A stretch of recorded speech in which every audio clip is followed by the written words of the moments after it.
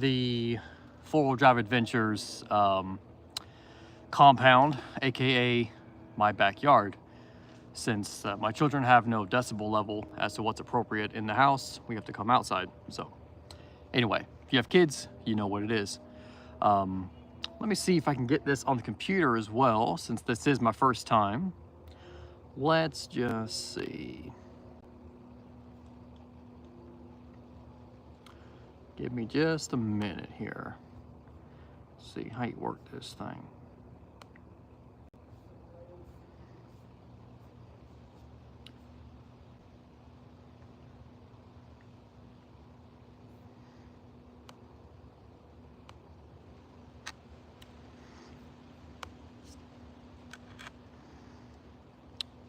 I think we got it. This should be the best way to view all of the comments.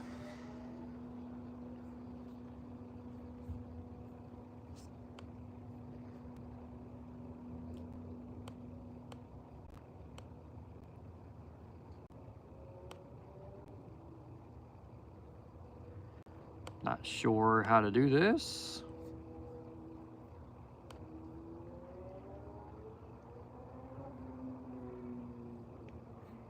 Leave some comments down there. Leave some questions. Let me get to answering some.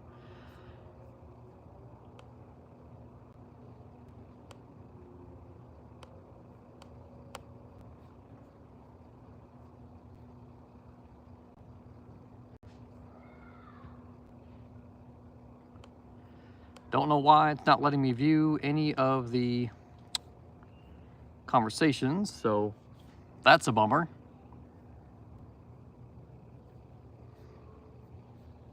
And all right, these small channels, man, I tell you, they're a mess.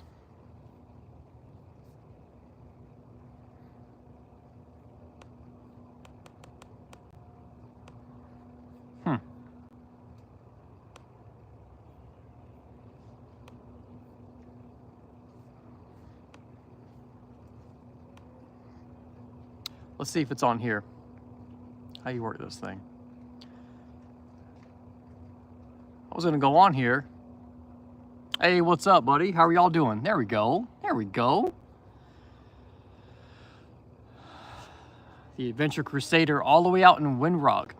Man, I want to get out there this next year. I got to get some good rock sliders on the truck, and I got to get any kind of skids. I don't have any on there right now, so before we can go out the Windrock, we have to get some protection on there because it's obviously going to get damaged. So, got to have something on there, right?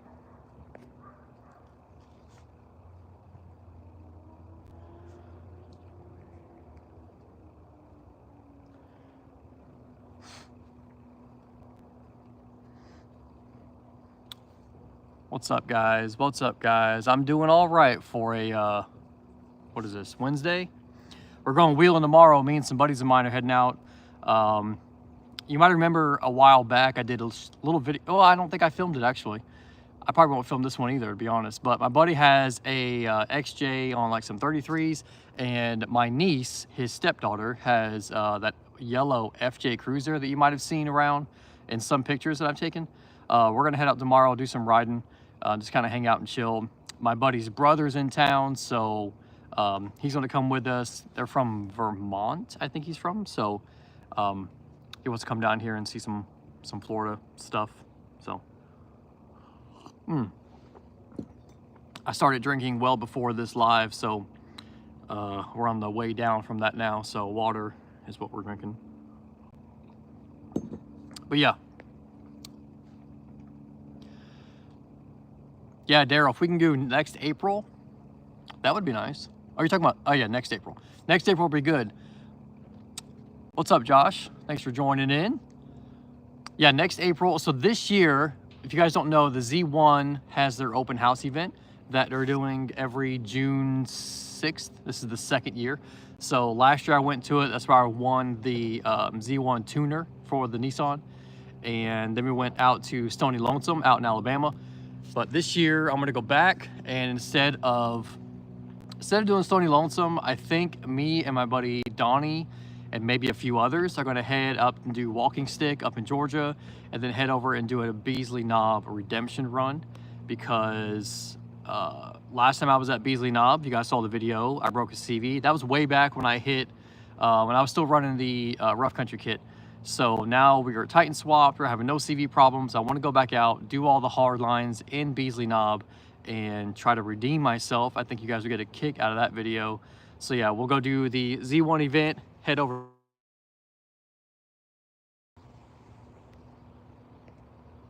Okay, sorry. Okay, sorry about that. I gotta remember to turn off the phone, because I'm doing the live on my phone. Anyway, we're gonna head over and do Walking Stick, then head up to Beasley Knob, run that whole route, get some good video for you guys. Donnie's got an Xterra Titan swapped, also Dobinson's kit, and he's running 37s. He just got his M205 put in, so should be killer. We'll get some other buddies to go and have a really good time. So that's the plan for that. But yeah, after that's over, if we could hit, do a Windrock trip, that would be awesome. I'd totally be down for that. All right, let me see if I can get this pulled up here. I wonder why it's not letting me view the comments on the computer. I mean, I guess I can look on the phone, but it's kind of annoying, you know? How'd you guys like that last video going out to Richland, where we went and totally sank the truck? Let me know how you liked it. The last video before that, we went to Ocala and did we did the Ocala National Forest section of the FAT. Did great. I got like, I think it's like 54,000 views in a week. This one here, essentially the same thing, right? A little different, but essentially the same thing. Like, I think I'm just now hit 6,000 views. So let me know if you guys like that kind of footage. I can keep doing it. If you don't like it, then let me know, and I won't bother destroying my vehicle for the $12 I'll make on the video. So anyway, the fact that I can't view the comments on the computer is really bothering me. Obviously, I'm an idiot, because I know people do this all the time, but whatever. I guess we'll just use the phone. So yeah.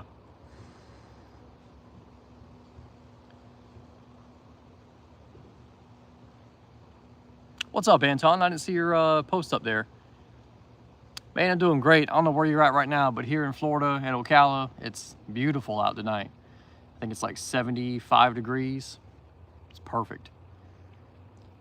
Looking to get back out to, like I said, we're gonna get back out to Georgia and do some more trips up there, and then start working our way north. I want to go to Windrock. I want to go back out to, where did we go on the Bama trip at the end?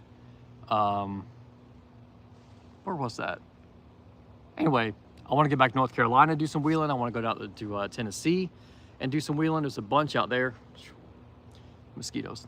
But yeah, so that's what's going on with that. Moab this summer, man. I'm not saying no. Look, the warden cleared me for 9 days, right? So 9 days I get to go somewhere. So if I went out west, that would give me 3 days to get out west, 3 days on the trail, and 3 days back. I think that's doable for Moab, or I mean, there's a lot of good stuff in Arizona. There's a lot of good stuff in Colorado. Pretty much anywhere out there, there's a lot of good stuff. So I'd be down for something like that for sure. Possibly. Then hit Brushy Mountain and the Overland Expo. The Overland Expo East, because I don't know, I've been through there, but I've only went there one time, and it was okay, it's fun, but honestly I never buy anything, so I'm mostly just going to see what everybody's selling. Project D40 said I'll be out in Florida this weekend in Panama. Hopefully Florida heat won't kill me. No, I think this week you'll be safe. If you came in like in June, yeah, you're gonna die for sure. But no, you should be okay right now. You got maybe a month or so before things get serious. Windrock, then the Expo. God, man, one mosquito is hanging around. Yeah, that would be nice. I'm not crazy about the expo. I don't know. I mean, if from Florida to Virginia, it's like 14 hours. So that's a long way to go for what? Camping in a giant field? I can do that in my backyard. Speaking of which, we got the slip and slide out for the kids lately. Look that thing out, right? Serious. But yeah, we'll see. We'll see what happens. I do want to get out the Windrock this year. That would be awesome. But I got so much stuff to do on the truck. I want to get that M205 in. I need to get it re-geared. I need to get some lockers. That would be nice, right? It'd be helpful. And then I need to get some sliders. I need to get some skids. So basically, I need to win a small lottery. And then we can start going places. Going places that are a little bit more exciting with possible chances of ruining your vehicle. So I don't know when Z1's releasing the supercharger. Hopefully this year. Last I heard, they were still dealing with some on the smaller pulleys. So on the smaller pulleys that make the most power and torque, I think they were still dealing with a couple transmission things they were trying to get worked out. But I would imagine to be this year. I know they've already sold a couple test kits to some people, so we'll see where that goes. But I'd imagine it'd be this year. I'm sure they want it out as soon as possible. Hey Bruce, yeah, I am going to the open house. I might not do Stony Lonesome this year. I was saying earlier that a buddy of mine probably going to hit Walking Stick up in Georgia or North Carolina, Georgia, and then we're going to go and do a redemption run at Beasley Knob.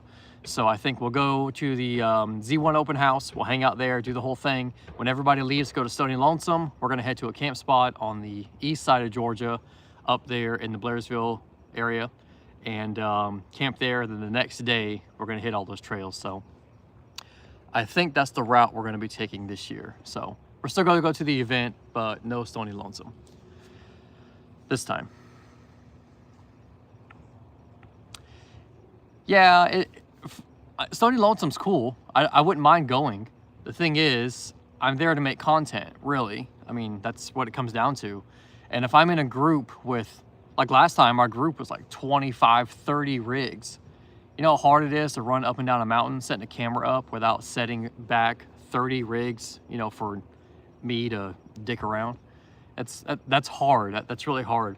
And I don't know if I'll have proper sliders or skids, so that would put me on the bunny trails. That's not fun to watch for the most part. So I think heading over to Beasley would probably be better. If anything, I'll get a set of the stock Pro 4X skids just so I have something rather than nothing. Man, mosquitoes. It's getting big at that time of year. But yeah, if I do go up there, I'm gonna have at least the stock skids on to give me some protection, because the truck has none right now, which is probably crazy to most of you, but in Florida, there's no rocks, right? There's nothing you're gonna bash anything on. The nearest rock is, 7 hours away. So not needed much down here, but if you leave here, you're gonna run into some problems. So yeah, that's where we're at with that.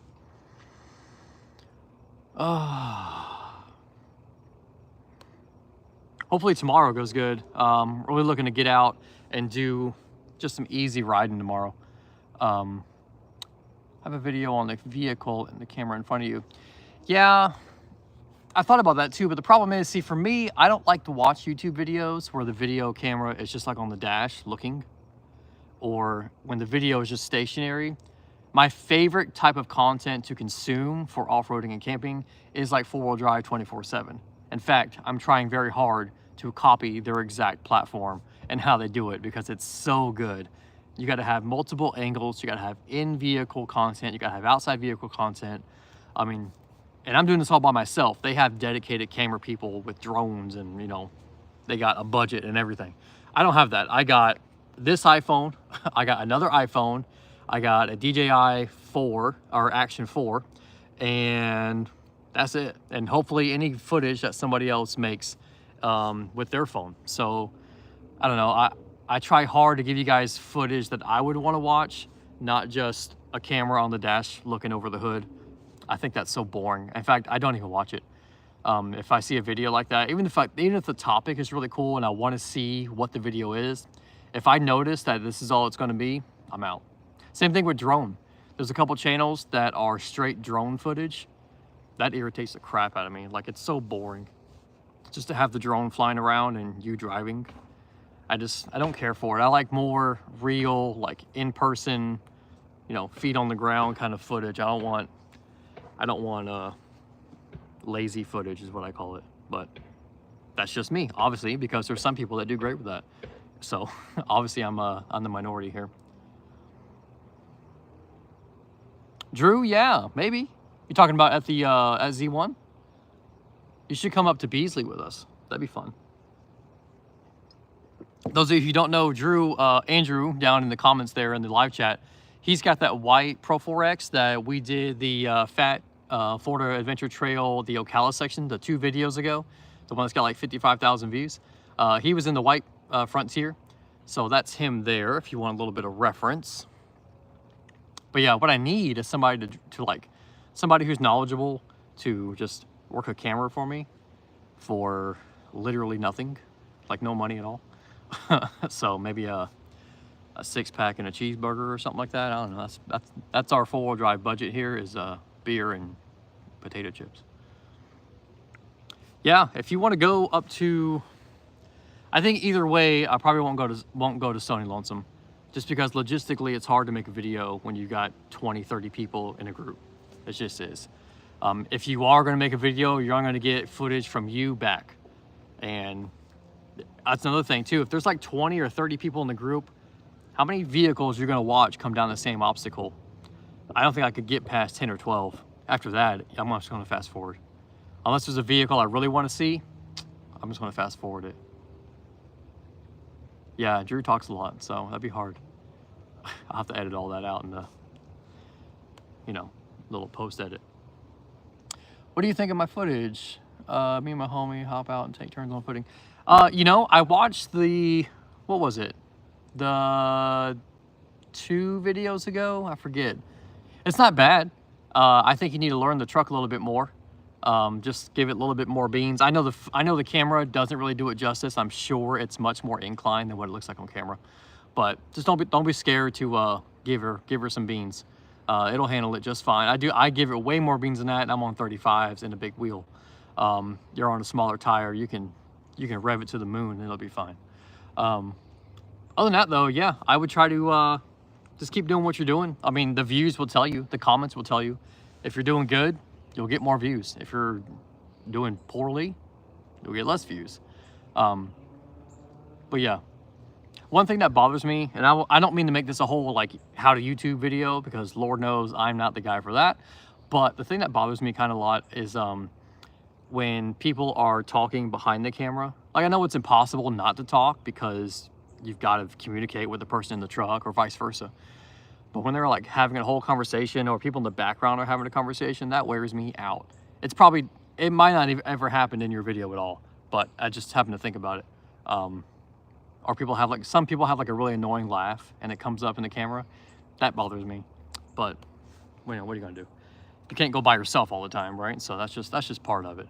But yeah, man, just keep doing what you're doing. It'll grow. Just got to give it time. I started this channel in October of 2022, and it is now what, March of 25. So this October will make 3 years where I uploaded at least once a week. I think I missed maybe three once a week uploads in a year. Oh, 3 years. So other than that, it's once a week. Has been forever. I tried to do the twice a week thing for a while, but that was I couldn't keep doing that. That was just way too much for me with my actual job and doing this. So let's see.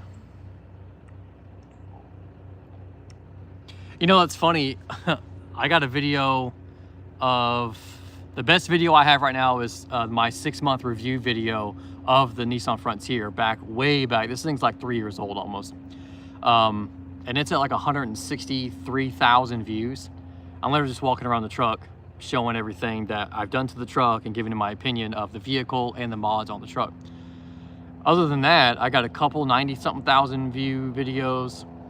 They're kind of the same as videos that have gotten 2,000 views, where even the route, golly, even the route in the 2,000 view video is the same as the 100,000 view video. Something about those videos YouTube likes, and something about the content and the way you structured it hit different with the audience, and it just takes off. That's kind of the fun thing about YouTube. Fun thing / annoying thing is because you could do one video, get 100,000 views, no problem. You could do the exact same video in the exact same place with the exact same people and get 2,000 views. No rhyme or reason whatsoever, other than YouTube just decided that people didn't want to watch that today. So I'll tell you what is a good tip though. It took me years to figure this out. In fact, I didn't figure this out until recently. If you look at the past 4 videos I made, other than the video where I talk about wrecking my truck, that one did nothing. If you look at the other videos, they're all at least 30 minutes or longer, and they're all have a really good thumbnail and, in my opinion, a really good title. Something about the longer video content YouTube loves, and obviously people love because they get more views. If you're like me, you watch YouTube on your TV, and if it's a 5-minute video, I'm probably not going to click on it. If it's a 45-minute video, I'm going to watch it, and if it's good, I'll watch the whole thing. So that's just that there. Like I said, I won't make this whole live about YouTube, because I don't think that's why you came, or maybe it is. If that's why you came, leave me a comment. So, buddy, Prescott, Arizona. You have a SAS Frontier, built myself. Always fun to see built Datsuns. You know, I looked in a while back. First of all, Arizona's pretty cool. My wife and I went out there a few years ago. Before we had kids, we took road trips, and the first road trip we did, we drove all the way out to Yosemite National Park out in California, drove all the way down to LA, and then we took I-10 from LA all the way back home to Florida. We went through Flagstaff, Tucson, Grand Canyon, obviously. I don't think we went through Prescott. Maybe, I don't know. Anyway, very cool place. I'd love to get back there and do some more wheeling and camping. There's so much out there to do that even at the time back then, I didn't have a 4-wheel drive. I wasn't into this at all. But now, man, I'd love to get back out there. And I thought about doing a straight axle swap. This is a while back, doing a straight axle swap on the truck. One, I decided not to for a couple reasons. One, it's obviously expensive, unless you're gonna do it yourself, which I'm not, because I'm just not that kind of guy. I could do basic repairs, but I'm not putting axles in. No, we're not doing that. One, expensive. Two, I think they quoted me like, they said it could start like 15 grand, and if you want to get really wild and get all the bells and whistles, it could be easily up to 30 grand pretty quick. So anyway, yeah, we didn't do the straight axle swap on that, and I like the independent front suspension. It rides really good. I think it's more than enough for what I'm doing. There's people that have really built Titan swaps that do much more than I'm doing, probably do much more than I would ever do. So I just don't see a reason to go that wild with it. It's not a full-blown, off-road rig. It's a rig I like to take exploring, go camping, that I like to take wheeling, right? It's not a wheeler that I take camping. This is a camping rig I take wheeling. So there's a line there, and I didn't see the value in it. And I don't think it would get that much views, to be honest. Maybe for a little while, but I wouldn't think for a long time it would. It wouldn't make it worth the money for sure. Do you think 1-inch hub-centric wheel spacers are safe? I mean, probably. The reason why I didn't run spacers is because I don't like having to check on them at all. Like, I don't want to do any of that. I want to put the wheel on and not worry about it until I got to take the wheel off. I don't like having to retighten them down. I don't like any of that. It's just more maintenance, and Lord knows the last thing that truck needs is more maintenance. So that's why I don't run them. I guess it's really up to you. Safe, I'm sure. Would I do it? No. But I'm a little lazy too, so if you're not, then maybe you're okay. Let's see, what else we got? Drew said what? I don't know what that means.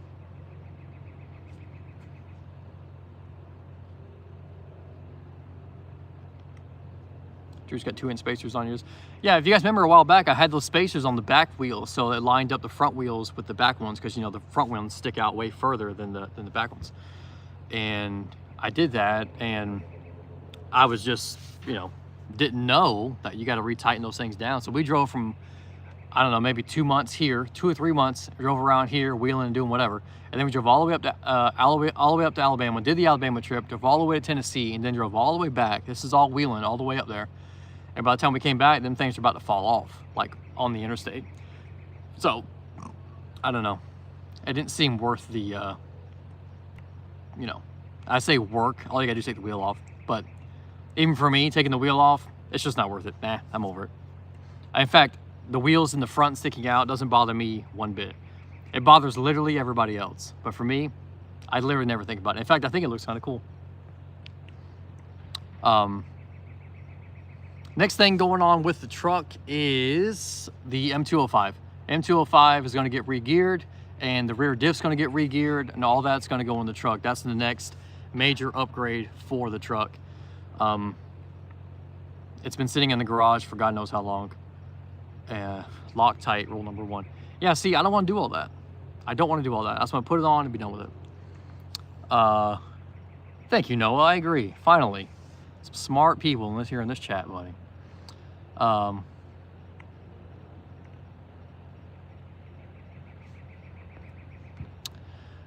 have my wheels custom made. Yeah, dang. I don't think I've ever I don't think I know anybody that has custom made wheels. That's pretty dope. That's the way to do it, really. You got to mess around with these spacers and be wondering if you're going to fall off, or wondering if that Loctite's holding or whatever. Anyway, yeah, M205. That's the next thing going in. We're going to pull that R180 out, stick the M205 in. I'm probably going to have Rome 4 Low up in Toccoa, Georgia. They're going to do the install. They're going to do the re-gear. I'm going to go with the 408 gears from All Dogs. They have a kit that they sell the gears, and they sell the rebuild kit for the M205 with the bearings and seals, that whole kit. And they sell the same kit for the M226. So I can go up there, order everything I need, and get it installed. Before I knew they had that, I ordered the rebuild kit for the M205 from Rugged Rocks. So when I call All Dogs, I'll just tell them I already got the front diff, the M205 rebuild kit. I just need the gears and the rear M226 rebuild kit. So other than that, we'll be ready to go. I gotta get CVs. Yeah, so that will be done soon. We're having a really good month on YouTube this month, money-wise. So most of that will be getting ordered. What is this? This is end of March. So end of April, when I get March's money, I'm gonna order all that stuff. And then it will probably take 1 or 2 more months to save up all the money we'll need for the install. I'm really just having to have YouTube pay for all this instead of having to pay, you know, my own money.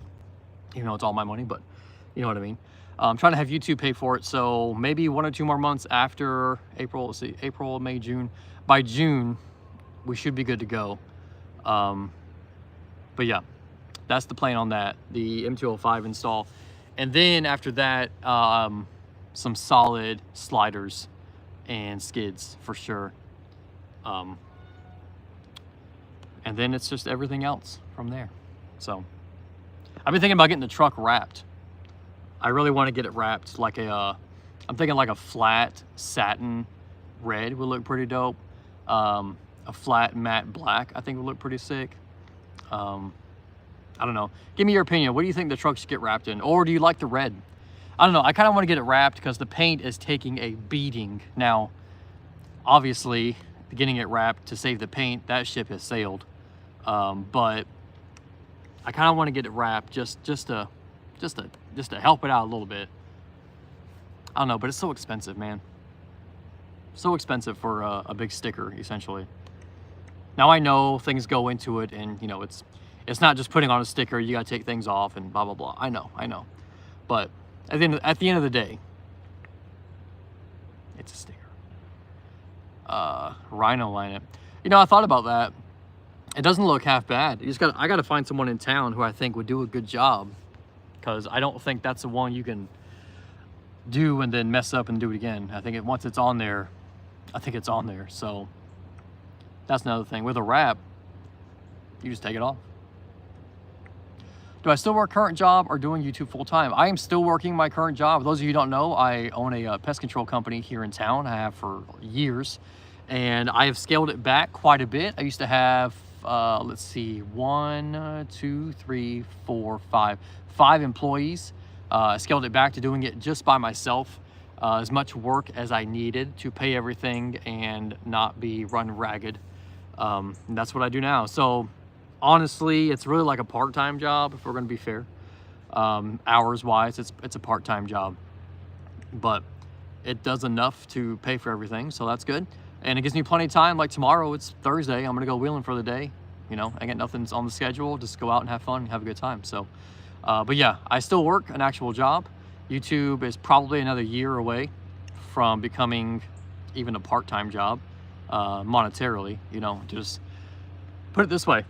In fact, I'll tell you right now, I'll go into and I'll show you, you probably won't know this. I'm gonna show you how much money I make on YouTube, each video that, because they're all different. Even though the video and the video content's the same, the money's all different. It could be vastly different. I got some videos I make like $3, $4 per 1,000, and I got some videos I make like $14 per 1,000. So it just depends on the type of video. But apparently my Wi-Fi doesn't like to work out here in the yard, so I guess you'll just have to take my word for it. But basically, I'll average about $8. That's normal. $8 per 1,000 views. If you're watching a video of mine, there's a good chance it's going to make me around $8 per 1,000. You can do the math on that. So unless each video is doing like 50,000 views every single upload, like the last video I did, the 2 videos ago where we did the Ocala National Fat section, that one did really good, and it's made, oh, that doesn't work. It's probably made like $300 in the past week and a half. Almost 2 weeks. So if every video I posted got 55,000 views, that would be great. We probably could I could cut way back on pest control and just do pest control like, I don't know, once a week. So anyway, but it's not the case yet. So it's coming along. This channel has been growing very well this month. It's been killing it this month. By far the best month I've ever had across all measurable standards. So that's really cool. And thanks to you guys for watching. Let's look at some more comments here. Ever thought about vlogging your pest jobs? Sometimes, but man, there's so many people out there that will nitpick the shit out of you for just, I mean, you probably understand here. I mean, if one thing isn't like even specifically, or if one thing isn't 100% on the button, according to whatever they think the standard is, or whatever they think the law is, or whatever they think. You know, remember, this is YouTube, so everybody's incredibly smart here. So all I could see is me not being able to, you know, not make mean comments. So I don't know. Sometimes it'd be pretty cool, but sometimes I think it would be a total catastrophe, YouTube-wise. So probably not. Bruce is telling me to say thumbs up and subscribe. Yeah, don't forget to subscribe to the channel. Surely if you're here, you're already subscribing. I know you're not watching me on a Wednesday night because you're unsubscribed to the channel. Obviously, you want to subscribe to the channel and like the video. You know, doesn't help. You know what's funny is I think last time I looked, like 80% of my viewers, or maybe it was 90% of the viewers on the channel are unsubscribed. Isn't that funny? If I watch a video on YouTube and I really like it enough to watch the whole thing, I'm gonna subscribe to the channel. But I am not the minority. I'm not the majority on that, I'm the minority, because 90% of the people who watch the channel are not subscribed. Which I guess it doesn't really matter. For those of you who don't know, you do not get paid on YouTube for how many subscribers you have. In fact, after you hit 1,000 subscribers, everything from thereafter is completely irrelevant when it comes to money. YouTube only pays you on the views. So if you had 1,000 subscribers where you were getting 100 million views, you're gonna make a ton of money. If you have 100 million subscribers and making 1,000 views, you're gonna make like $8. So, On one hand, it's nice to have subscribers because you'll get notified when I go live and you'll get more of my videos in your feed. But as far as a make or break thing, it ain't like it used to be. It ain't like you had to have subscribers to get views, and that's just not how it is anymore. TikTok came along and just changed all that. Now you get everything you want to see is in your feed and on your recommended list. The algorithms have gotten really good at promoting videos that you're going to want to see because they know you better than you do, probably. Clownfish says, I have a Detroit locker in the rear because I couldn't stand the ARB every time I wouldn't go hard on the obstacle during the compressor. You know, I've seen this comment before from other people, and that makes me not want to get an air locker. Everyone I talk to either loves them or hates them. Everyone's kind of 50-50 on air lockers or e-lockers. If I had to choose today, I'd probably go e-locker. You don't have to worry about air leaks, compressor problems.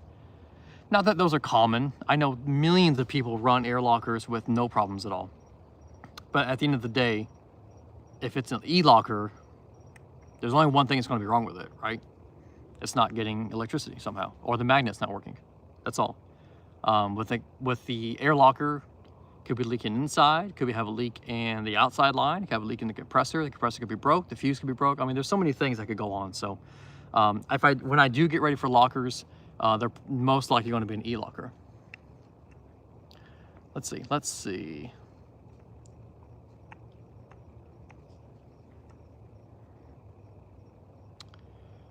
When the e-locker, man, yeah, I think e-lockers are the way to go from somebody who doesn't never owned a locker before. I still think it's the way to go. Let's see. Brad wants more lift, bigger tires, and bigger action. You know, when I had the 6-inch lift, the truck was about 2.5 inches taller than it is now. And I get way more views on the truck being Titan swapped versus when it was 6-inch lift.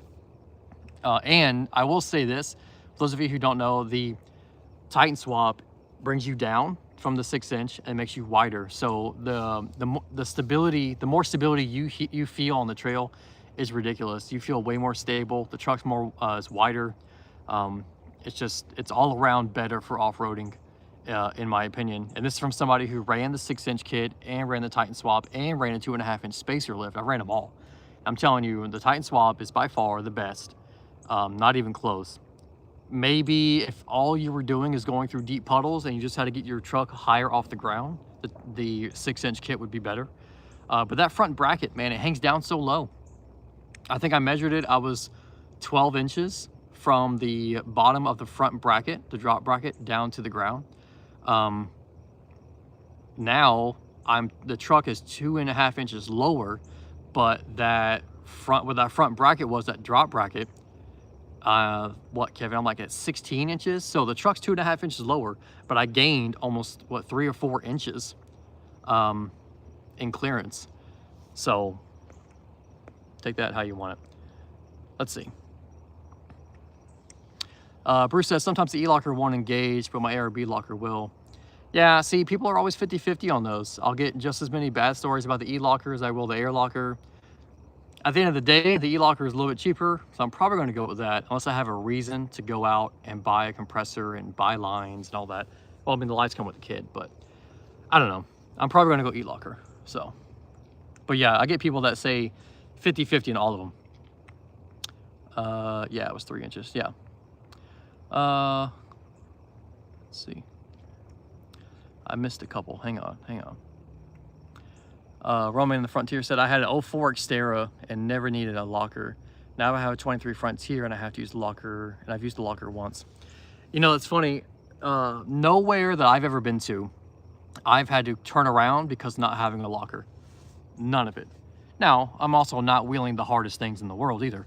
But I've never been somewhere to where I knew I wasn't going to do this obstacle. I wasn't going to complete it because I didn't have a locker. That has never happened. If anything, wheeling without lockers makes you a better wheeler. You got to have you got to know your rig better. You got to have a better idea of where your tires are going to go to keep them on the ground, because if they come off, then you're not going nowhere. In my mind, lockers are more of a cheater button. You put enough lockers in it, my 8-year-old can drive it. But at the end of the day, there's some things you're just not going to do without lockers. So, but I haven't needed those yet. But the plan, the plan next year and later this year is to go places where we will definitely need lockers and we will definitely need skids. So, you know, that's just where we want to go with it. All right, let me get up on these comments here. You guys are pouring in comments here. Amount of unsubscribed viewers, but don't stress it. Yeah, don't stress those unsubscribed viewers. They're always going to be like that. Unless you're getting like 1 million subscribers, there is no way. In fact, you want more people that are unsubscribed to watch your videos, because if not, if only people that watch your videos are subscribed, then the channel's not going to grow, right? So I want new viewers. I want that new viewer line to be way above the subscribed line on your analytics.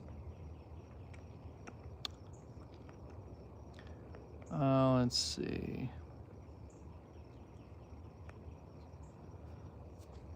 Man, Colorado would be dope. I'd love to get out there.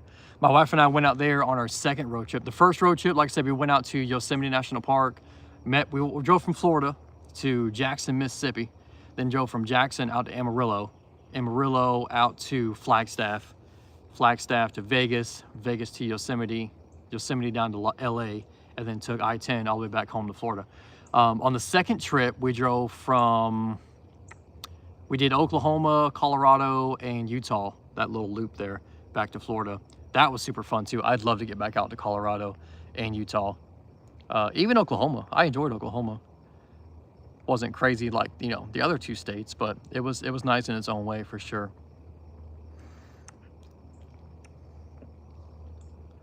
T-Dub says, I think a truck has a great look. Do you have an estimate on the mods that you put in price-wise? I mean, if the way it sits now, so basically, if you take out YouTube, right? I don't know if I would have ever gone with more than a 2.5-inch spacer lift. I really did the 6-inch lift and the Titan swap to make money. That's really all it is, if we're going to be honest. Now that I have the Titan swap, I would 1000% buy it again. But at the time, I don't know if I would have. Let's see, I spent about $3 grand on the Titan swap. Let's talk about just the truck way it is now. Let's say $3 grand on the Titan swap. The wheels, God, I don't know how much money I spent on those fucking things. Maybe like $2 grand on the wheels. The tires, 35s. I got those on Marketplace for 1,500 bucks. So that's 3, 4, 5, 6. The snorkel, the intake, the exhaust. I bet you I'm in it for, I don't know, 10 to 12 grand, to be honest, which sounds ridiculous, but you know, what are you gonna do?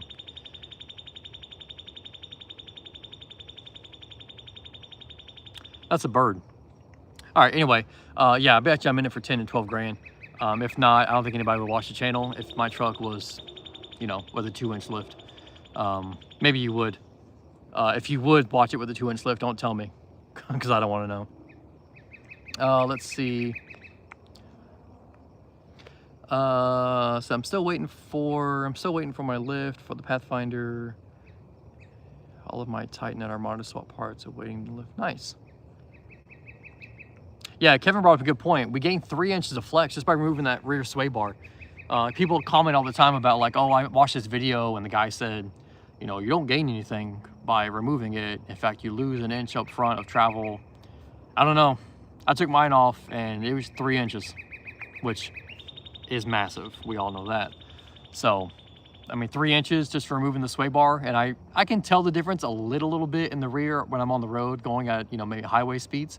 But if you didn't tell me, I probably wouldn't have thought about it as far as, you know, it feeling different. But yeah, that was huge. Now with the rear wheels on the ground more, it makes me less reliant on a locker because I have more flex in the rear. So I can, if both wheels are on the ground, I'm fine. So, you know, take that how you want it to. God, some mosquitoes are getting out of here. I'm gonna stay out here for another 15 minutes. I'm gonna give you guys 1 full hour, so 15 more minutes, and then I'm gonna head inside and mosquitoes are eating me alive. And if you think I'm wearing pants, you are mistaken. Next time I gotta wear pants out here, I'll be dying. Let's see. Any more alternator issues? No, surprisingly not. In fact, I still have the stock OEM alternator. I never did send it in for the core refund, and I'm going to learn how to take it apart and refurbish it and see if that works. Mosquitoes, you do pest control? Yeah. So my wife hates chemicals. So our backyard, she will not let me spray anything at all. She'd rather die of mosquito carrying diseases than let me spray anything back here. Now in the front yard where I do a lot of the work and I do a lot of work on the trucks, I spray the crap out of the front yard. But the backyard, I mean, look at all these woods out here. There's mosquitoes all out here like crazy. There's a garden out there. So plus it's Florida, that's just is what it is. Let me see out here. Any regrets with the 35s? Would I ever do 37s? Yes, I would do 37s. In fact, I'm thinking about it right now. When these tires wear out, I'm thinking about maybe getting an inch body lift and going back to the stock OEM Steelies, the 16-inch Steelies that come on the truck, and getting a skinny 37. I think that would look dope, and I wouldn't have to have any more clearance problems. I don't have any clearance problems now, but if I put 37s on with this offset the wheel, I'm just gonna have to trim more, and there's just nothing else to trim. I'm gonna have to like tub the firewall and just do a bunch of stuff just for an extra, a 2-inch tire. So I think if I go back to the stock wheels, get a 1-inch body lift, maybe a 2-inch body lift, we should be fine for 37s. So that is a possibility for sure.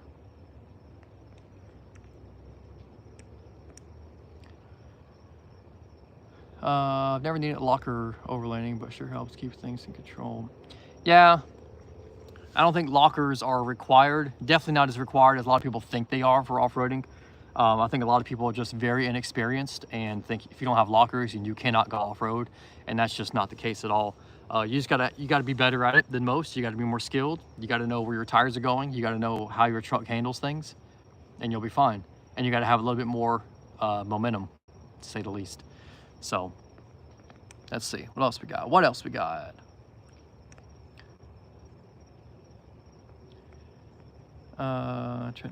Transmission problems. Yeah, so I still have that same little transmission clunk. So when I'm driving and I come down to, like, if I'm going 5 miles an hour, I'm coming to a stoplight. If I come to a dead stop and wait like maybe literally 1 second, the truck will kind of do like this. And it feels like someone hits you in behind. If I let my foot off the brake right when I know it's going to do it, I feel nothing. Like, it feels completely normal. I don't know what it is. It's obviously not anything major because it would have broke by now. I mean, it's been 6 months doing that, wheeling, driving to Georgia and back. I mean, something would have given way by now. And when I had the transmission serviced, all the fluids drained and the filter redone, the guy said everything in there looked fine. The fluid looked fine. So whatever it is, it's not serious. But yes, I still have it. I just learned to deal with it. I don't ever feel it in 4-low. Maybe it's just the gearing reduction that you can't feel it. It probably still does it, but I can't feel it. But no, I don't feel it in 4-low. So that's nice. I think I currently have the biggest truck on YouTube, Brad. Definitely 3rd gen for sure. 2nd gen, there's a couple on there that are like, obviously that are sassed. So that's, apples to oranges on that one. But as far as 3rd gen, there's definitely nobody else that's even running 35s. If they are, they're a very skinny 35. But I'm a little biased, but I think I have the coolest 3rd gen Frontier, maybe on the planet. But like I said, I might be a little biased on that. And it's red. You don't see a lot of red Frontiers around. So a red Frontier on 35s, Titan swap, that sticks out. It's the one you're going to see all the time. So, all right, we got 9 more minutes, and we got to wrap it up here. Let's see, onboard air compressor, portable compressor. Last Fit, I haven't made the video yet, but Last Fit just sent me a dual pump air compressor for to use and show you guys. And I've used it 1 time so far, just kind of messing around with it. And that thing works great.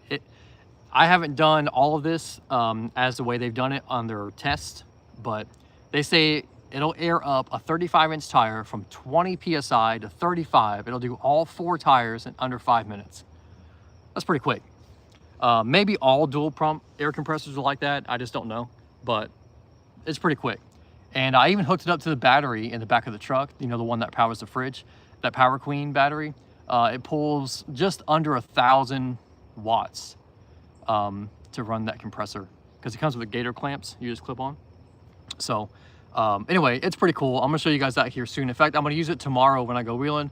I'm gonna air down, do a whole video. I'm gonna show you guys how it works. And I mean, you've seen one dual pump air compressor, you've seen them all, but I told last vid I would do the video, so I'm gonna do it. But yeah, it works great. I'm pretty happy with that. Confidence says I have 513 rig and pinion on 37s are perfect. Yeah, if I go to 37s, I'm still gonna have the 408, so I'd imagine 37s on a 408 gear is probably the same as a 35 on a 369 gear, which is what I'm running now. So I'd imagine it feel pretty much the same. And I really don't have a problem with the way the truck performs now. I know I can get more out of it just by re-gearing. But if I drove it like this forever, I'd have no problem with it. It runs fine.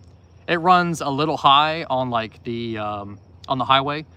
The RPMs will be a little elevated. It'll hang around like 2,500 RPM, and it'll have a little bit harder time shifting down. I shouldn't say harder time. It just doesn't know what gear it wants to be in. You got to kind of make it shift. But you know, that's to be expected when you're running a tire that's drastically different from the stock tire it was designed for. So your rear inner fender wells chopped too. My rear inner, no, they're not cut at all. In fact, I do want to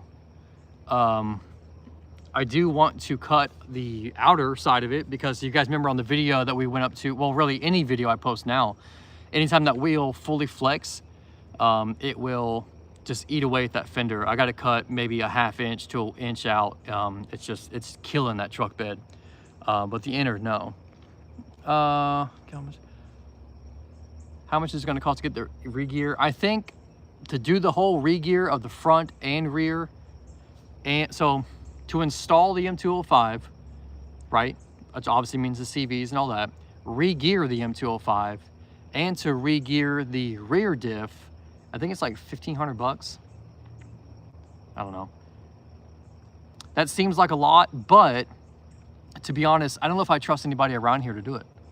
I would rather pay more and drive further to someone I know could do it with their eyes closed and do it right. So I'm okay with that. I'm okay with paying more if I have complete confidence I don't have to come back and, you know, have my diffs explode, because that would suck.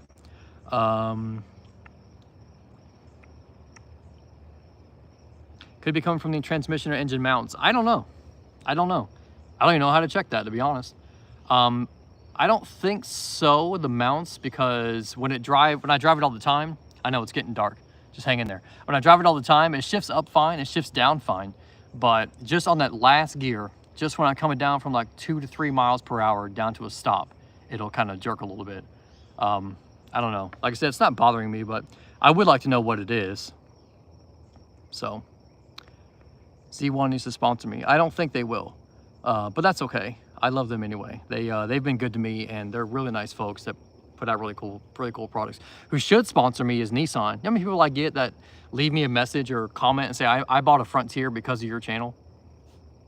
Not a lot, but I bet you at least 10 or 12. I mean, you add up the money, and that's worth something, right? But anyway, I think they got bigger problems than paying someone to sponsor their videos, or paying someone to promote their videos. They're, you know, hanging on by dear life here as it is. Kevin, I'll take a Z1 sponsorship. If you get one before me, we're gonna have problems. Although, you'd be a pretty cool sponsor. You'd be a pretty cool representative. Yep. Take the pry bar and get some weird movement. Yeah, I might do that. Maybe I need to get down there and just kind of move things around and see if I can figure out what it is. I think it's internal. I think there might be like a solenoid or something inside the tranny that I just went bad. So I don't know.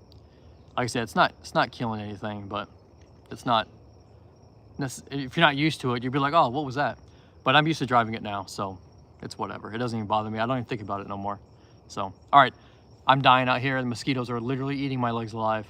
I think I'm gonna come back next Wednesday. We'll do the same thing. I had a really good time. I enjoyed it.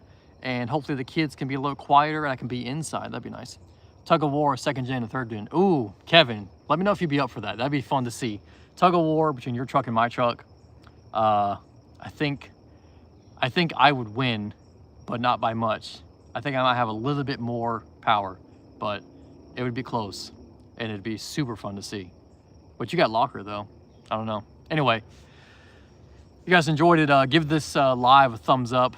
Let me know if you guys want to see anything else on the channel. And real quick, don't leave yet, real quick. If you guys want to see more of this type of content, let me know and head on over to the Patreon account for $5, literally $5. It would take me almost 1,000 views on a video to make $5. Head on over and you can donate $5. You get a bunch of perks. And it really helps support the channel. There's other options too. If you want to do more than $5, you can, but $5 is the minimum. Get a bunch of perks, help support the channel, keep gas in the tank, you know, tires on the truck, CVs in the truck. And anyway, there is, you guys can go over to Patreon and watch the last video in the comments. In the description, there'll be a link to the Patreon account. If you guys want to support, you can. That'd be super cool. And until next time, I'll see you guys later.